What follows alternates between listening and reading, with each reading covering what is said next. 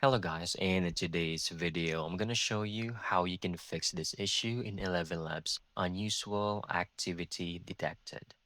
Let's begin. First, open your favorite browser, head over to the official website, ElevenLabs.io, and you're experiencing the problem. Yes, I want you to go over here, click on the three dots to reveal more options, go to settings, go to privacy and security.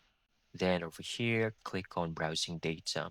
Make sure to delete all cookies. For here, you can choose like the last 24 hours or just to make sure, go all time. All right. You don't need to delete everything, just delete the cookies and cache. All right. Once done, you can go to third party cookies and then see all site data and permissions. And in the search bar, you just need to type in the website 11labs.io, right? Then it will display in here some third-party cookies. Now, click on the trash icon to delete these. There will be a bunch of here usually. And then once done, you can now restart Chrome and everything should now be fixed.